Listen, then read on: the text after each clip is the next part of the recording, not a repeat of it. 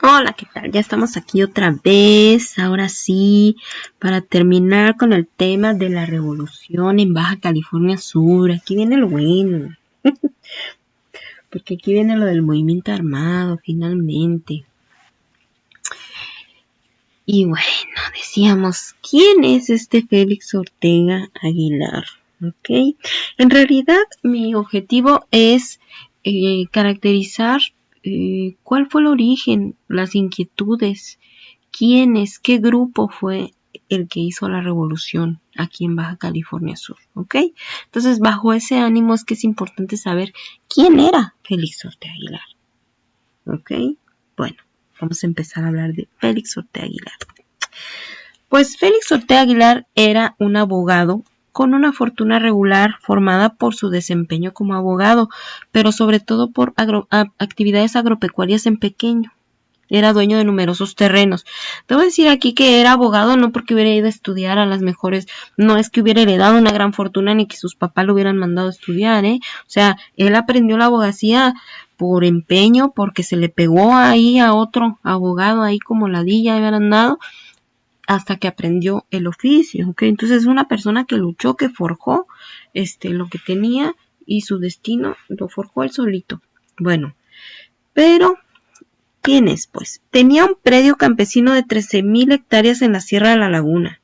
Tenía numerosas adquisiciones rurales y urbanas igualmente por compraventa que se alargan hasta 1908 y que en conjunto constituyen una estimable fortuna, inclusive sin tomar en cuenta el ganado que cría en varios de sus ranchos. Dueño de 12,000 hectáreas que comprenden a 3 predios de San Antonio de la Sierra, La Concepción y La Victoria, de 2,500 en Los Pinos, un sitio de ganado mayor en la Boca de Carrizal, 600 acres en San Francisco, cerca del Carrizal, para siembra, con pozo de agua, potrero y una casa rústica, y 753 hectáreas en Demasías de Salvatierra, todas ellas en la Municipalidad de San Antonio. En 1907 adquirió un terreno denominado El Veladero en la zona de Todos Santos, con una extensión de más de un sitio de ganado mayor, y en la Municipalidad de La Paz, entre 1906 y 1908, compró El Conejo, que tiene 2,500 hectáreas. El Aguaje de Castro con 1,785 hectáreas, La Matancita con 1,765 y las Playitas de la Concepción de 3,000 hectáreas, donde también tenía una gran calera y un horno para la elaboración de cal. Bueno, entonces, aquí dos cosas. Ya vemos pues que no es un campesino explotado, ¿verdad? No es un obrero, es lo que decíamos, es una persona que con su trabajo, su esfuerzo, pues logró consolidar pues una economía personal estable. ¿Ok? Y lo cual de cierta manera también pues nos habla de todavía más de lo fuerte que eran sus ideales, sus creencias. No, yo admiro mucho, yo creo que sí, es muy poca la gente en este mundo a lo largo de toda la historia que es capaz de renunciar y de arriesgar lo que tiene y su seguridad en busca de una idea, de un ideal. Más allá de si te equivoques o no te equivoques, de si estás o no estés de acuerdo, el ser congruente entre lo que piensas y lo que haces, eso es algo difícil de encontrar en este mundo. Entonces, bueno, este era Félix Ortega Aguilar como propietario, pero como abogado, Félix Ortega siempre se distinguió por defender a los obreros en contra de las grandes empresas como el Boleo y el Progreso. En 1906 defendió, por ejemplo, a Manuel G. Romero, que era presidente del Club Manuel Márquez de León. Este club se había formado y había lanzado un discurso subversivo, ¿no? Eso fue lo más revoltoso que llegaron a hacer durante una celebración del 16 de septiembre. Y el caso más conocido en la carrera jurídica de Ortega fue una defensa que hizo de un señor que se llamaba David Villavicencio, y la compañía estaba en contra de David Villavicencio porque le quería quitar un terreno, ¿no? Y entonces lo defiende Ortega y le logra ganarle a la compañía, y David Villavicencio logró conservar su predio, ¿no? Entonces, pues era buen abogado y además se preocupaba por las causas, ¿no? Por los menos fuertes. Ok. Bueno, entonces decimos que pues primero se juntan estos 14, ¿no? Valientes subcalifornianos en las playitas, conspiran, lanzan ¿no? Su plan ahí, y en realidad la cosa era discreta y la cosa iba más calmada, pero al modo, no faltó el chismoso por ahí, ¿no? Acomedido, y los cachan. Entonces eso acelera que se tengan que levantar en armas, y pues ahí van los 14, ¿no? Que empezaron rumbo al triunfo, y como los agarraron desprevenidos, lograron ahí hacerse de algún dinero en el triunfo, pero pues obviamente 14 pues no se van a quedar ahí, ¿verdad? Se van y pues continúan el movimiento. De hecho, vamos a hablar entonces ahora un poco de las características de este ejército o del movimiento armado en Baja California Sur. Va a tener sus fortalezas y va a tener sus debilidades, ¿ok? Bueno, fortalezas del ejército: conocían muy bien la zona, ¿ok? Luego van a mandar obviamente a otro ejército, aquí, el Cabo Fierro, ¿no? Famosísimo porque tiene su corrido, el famosísimo corrido del Cabo Fierro. Va a ser el que va a dirigir las fuerzas huertistas en contra de Félix Ortega, ¿no? Entonces, pero los del ejército del Cabo Fierro, los ejércitos huertistas, pues no son de aquí y no van a conocer tan bien como los orteguistas el terreno. Eso les va a permitir, por supuesto, a los orteguistas, pues refugiarse y atacar de manera más eficiente. Otra es que, bueno, nunca va a ser muy numeroso el ejército de Ortega. O sea, estamos hablando que aquí la cosa, somos periferia de la periferia, ¿ok? Y pues la cosa aquí todo es en escala. Okay, entonces, bueno, pues los Dorados de Villa pues eran miles en el ejército. Aquí pues eran unos cientos nada más, o sea, hay quien dice que 400, o sea, 200, 300, o sea, no se los imaginen mucho más de eso en su mejor época, ¿ok? Y pues mal armados, ¿no? Y no todos a caballo y no todos con un arma. Por lo menos no un arma de fuego, ¿no? A lo mejor con palos y piedras o otras cosas, asadones o qué sé yo. Pero y las armas pues a lo mejor son las que usaban normalmente algunos de los ranchos para actividades cotidianas, pero pues no eran ni nuevas ni las más modernas, ni en las mejores condiciones ni modernas, ¿no? Bueno, entonces va a ser un ejército reducido. Bueno, ya eso debería decirlo en las debilidades, pero una cosa es eso y otra cosa es entender que mucha gente, aunque no se haya podido ir a la revolución, porque no puedes andar de revolucionario, o andas de revolucionario o generas alimento, porque de qué comes. Acuérdense que aquí el que trabaja come y el que no trabaja no hay comida. Entonces, mucha gente tal vez no se pudo ir a la revolución porque pues se morían de hambre, pero sí apoyaron y apoyaron valientemente, literalmente con su vida apoyaron al ejército. ¿Ok? Es muy conocida una historia que además es cierta, de un papá y su hijo rancheros que iban caminando, iban cortando monte, ¿no? Se iban trasladando a algún lugar, iban cortando monte y pues no van teniendo la mala suerte de que se tropiezan con el Cabo Fierro que andaba ahí con sus soldados. Y pues al modo un fregado acomedido de los del Cabo Fierro no les va diciendo, ellos son amigos de Félix Ortega, eso lo conocen. No, pues inmediatamente el Cabo Fierro pues va, los ataja en el camino y pues les dice que le digan por favor en dónde estaban escondidos los orteguistas, y pues no quisieron decir, ¿no? Y pues la historia cuenta que tristemente pues era un niño, un menor de edad y su papá, y pues en realidad estos desgraciados, al niño es al que le van a decir, si no nos dices en dónde está, vamos a matar a tu papá y luego te vamos a matar a ti. Pues cuenta la leyenda que realmente el niño no reveló, mataron a su papá, mataron al niño, y bueno, ya después eso se convierte, ¿no? En algunas, es una de las teorías de la famosa leyenda de la Limita. Hay una pequeña capillita a un lado de una secundaria aquí, la secundaria Morelos, muy famosa, y en una intersección, pues una vía importante de La Paz. Y bueno, se dice que algunos dicen que es ese niño, ¿no? El alma de ese niño, pero bueno, eso ya es dentro del imaginario local. Pero a lo que voy es que sí, realmente hay que reconocer, o sea, no, los revolucionarios no son solamente los que están luchando, también son los que los ayudaron a estar ahí, ¿no? Porque los escondían, porque les daban alimento, ¿ok? Y ahora hay que entender que fue a modo de guerrilla, ¿ok? Lo cual tiene sus pros y tiene sus contras. Es lo que yo les platicaba del ejército zapatista, que también fue como una guerrilla. ¿Qué es esto? Que es un ejército pequeño que no va a poder, en el caso específico de Félix Ortega, nunca va a tomar un lugar y a quedarse ahí, ¿ok? Porque no lo puede defender. Entonces son de dar golpes y huir, dar golpes y huir. Eso es el sistema pues de guerrilla, que en realidad es muy efectivo porque es muy difícil de acabar con un movimiento de este tipo, ¿ok?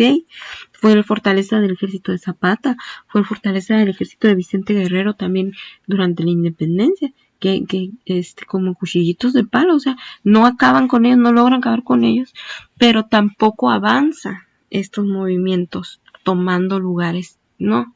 Y acabando finalmente con el enemigo. Fue el sistema que usaron los vietnamitas y con el que vencieron al país más poderoso del mundo, ¿ok? En ese momento. Entonces fue sistema de guerrillas apoyados por los rancheros locales que los escondían, que les daban alimento, daban golpes, se retiraban, daban golpes, se retiraban.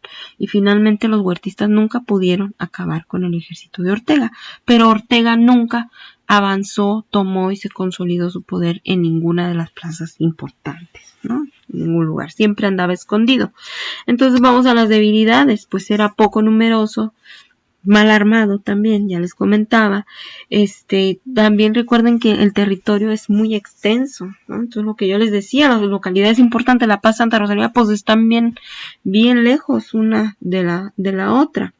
Pues batallaban obviamente para la obtención de las armas, ¿no? Y aunque pues apoyaban al movimiento revolucionario de la contracosta, con Obregón o con Villa lo demás, pero pues era difícil que les dieran apoyo. Finalmente hubo algo ahí, pero bueno. Están alejados de sus aliados, pues. Bueno. El caso es que aquí tenemos, ¿no? Una imagen de chicharrón de cerdo, de los valientes revolucionarios o californianos, ¿no? Esta la tomaron en Santiago. Félix Ortega y el capitán Hilario Pérez al frente, y ahí están los revolucionarios valientísimos sudcalifornianos. Bueno, entonces pues ya sabemos pues que les mencionaba que Leocadio Fierro fue el enemigo acérrimo de Félix Ortega. Desgraciadamente pues este es un acercamiento de la foto anterior donde están Ortega y Hilario, ¿no? Y pues de acá a la izquierda es el Cabo Fierro, pero pues es la única foto que encontré y la verdad está pues hiper extra mega borrosa. Ok. Y pongo esta dirección porque bueno, hay una, es muy interesante la historia del Cabo Fierro. Ok. Y bueno, fotos de la época. Ahora, decimos pues, el ejército de Ortega no va a lograr sacar a los huertistas y no va a poder tomar ni La Paz ni Santa Rosalía, ¿ok? Pero los huertistas tampoco van a lograr acabar con el ejército de Ortega. Ahora, ¿cómo se va a resolver aquí el conflicto? Pues les digo que dependemos totalmente de lo que pasaba a nivel nacional. Entonces, aquí suceden cosas cuando pasan cosas a nivel nacional. Entonces es cuando finalmente llegan los ejércitos de Carranza, Villa y Zapata a la Ciudad de México y deponen del poder a Victoriano Huerta, que aquí las cosas van a cambiar. Pero, ¿cómo sucede esto? Resulta que aquí es en donde sale la figura de Miguel L. Cornejo, que yo les comentaba que iba a tener una cierta participación en la revolución. Miguel L. Cornejo no participó en los hechos armados, nunca tomó un arma para luchar en contra de los huertistas, pero lo que sí hizo es que ya que habían sacado a Huerta del poder, Miguel L. Cornejo viaja a la contracosta y va y consigue con Mazatlán, allá con Sonora, que nos manden a unos, se regresa en un barquillo con con unos cuantos soldados, con los cuales llega a La Paz, y con estos soldados logra sacar a lo que quedaba del ejército huertista todavía aquí atrincherado en La Paz, a pesar de que Huerta pues ya no estaba en el poder, pues estaban aquí. Y entonces pues ahí es un poco cuestionable el asunto, porque pues no castigan, simple y sencillamente hacen un acuerdo ahí un poco, la verdad, en lo oscurito, y los dejan ir.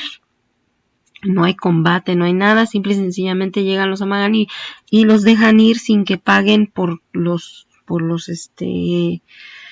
pues por los abusos que habían cometido, ¿no? Mientras habían estado en La Paz. El caso es que no pagan por ninguno de sus crímenes, simple y sencillamente los invitan a irse, ¿no? Y bueno, esto lleva al hecho de que, bueno, después de esto, después de que recuerdan a Huerta del poder, les recuerdo que primero Carranza pues se quiso quedar con el poder, y entonces Villa y Zapata lo obligan a hacer una convención, ¿no? Porque le dijeron, no, o sea, el poder se tiene que elegir de manera democrática entre todos los que participaron en la revolución, y lo obligan a hacer la convención de Aguascalientes, ¿ok? En la cual les recuerdo que a pesar de que Carranza, ¿no?, se paraba de cabezas tratando de manipular la convención, no lo logró, y pues finalmente se elige a Eulalio Gutiérrez, ¿no? Y a esta convención va a asistir Félix Ortega, porque fue un general de la revolución. Y también va Miguel L. Cornejo, pero a Miguel L. Cornejo no lo dejaron entrar a la convención. ¿Por qué? Porque no era general, porque no había disparado un arma y porque no había luchado ni arriesgado su vida. Entonces el único que pudo asistir a la convención de Aguascalientes en realidad fue Félix Ortega. Entonces, como logran mayoritear a Carranza y ganan el ala de Villa y de Zapata, entonces eso va a permitir que sea designado Félix Ortega como jefe político, ¿ok? Porque Félix Ortega era villista, y eso va a permitir que Félix Ortega esté 4 meses como jefe político. Y aquí es en donde les digo que hechos, como dice mi mamá, hechos son amores y no buenas razones. En los hechos, en las acciones, son las que hablan por nosotros. No decir, ay, es que yo quisiera, y es que yo soy muy buena onda, pero nunca mueves un dedo, ¿verdad? No. En el caso específico de Félix Ortega podemos decir que verdaderamente era una persona de una sola pieza y de ideales, porque 4 meses le bastaron para demostrar cuáles eran sus intenciones, en qué era lo que creía. De diciembre del 14 a mayo del 15 va a ser jefe político, les recuerdo, porque aquí no era un estado. ¿Y qué es lo que va a hacer? Bueno, primero restituyó a los funcionarios electos durante el gobierno de Madero, o sea, la democracia, les digo. Luego reguló la venta y distribución de alimento. Bueno, hay que decir que en la época, como en la revolución, pues obviamente por el movimiento armado hubo una escasez, ¿no?, de abastecimiento, y pues para nosotros peor. Recuerden que la península pues es dependiente de lo que llega de la contracosta, ¿no? Yo les dije, siempre va a haber una dependencia, y entonces pues va a empezar a escasear los productos básicos, y Félix Ortega se va a encargar de comprar a veces esos productos directamente para poderlos distribuir de una manera más equitativa, pero también de cierta manera, pues seguramente por primera vez los comerciantes locales pues ya no tuvieron esa oportunidad de poner los precios que les daba la gana y de comprar las cosas a las que les daba la gana. Entonces vino a poner un poco de justicia en este sentido Félix Ortega. Además apoyó nuevamente una cuestión democrática, el municipio libre, que les digo que en realidad era una cuestión legal, o sea, era legal. Nosotros éramos un distrito de un territorio, y por lo tanto no teníamos muchos derechos civiles, entonces y políticos. Entonces en este caso, pues Félix Ortega nuevamente muestra su interés por la democracia y apoya el municipio libre. 4 meses fueron insuficientes para ponerse a trabajar inmediatamente en el impulso a la educación, lo cual nos lleva a entender lo importante que era para él este rubro. Y trató de cobrar impuestos a las grandes compañías. O sea, que sí empezó a luchar porque hubiera menos iniquidad. ¿Ok? Pero bueno, el gusto no nos duró. ¿Por qué no nos duró? Pues porque yo les dije que Félix Ortega era villista, pues. Y entonces acuérdense que Carranza no se quedó sentado en una esquina llorando. Fue, armó los batallones rojos, regresó y con la ayuda del ejército de Sonora, comandado por Obregón, por Álvaro Obregón, pues derrotan, ¿no? A Villa. Y y bueno, le hacen un golpe de estado a Félix Ortega, ¿no? Un traidor, le hace un golpe de estado. Félix Ortega tiene que salir huyendo.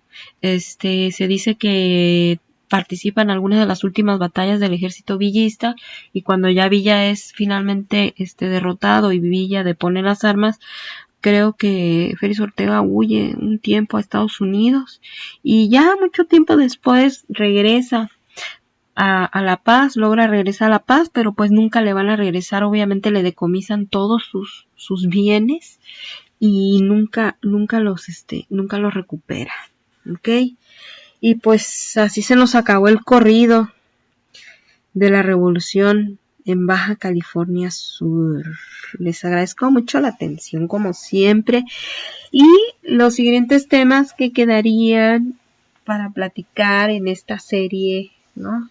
Cómo está, para cómo está organizada esta serie, sería hablar sobre la conversión de territorio a estado de Baja California Sur. Y pues ojalá y que tengan ánimo de escucharlos más adelante. Así que por lo pronto solo les puedo decir hasta la próxima.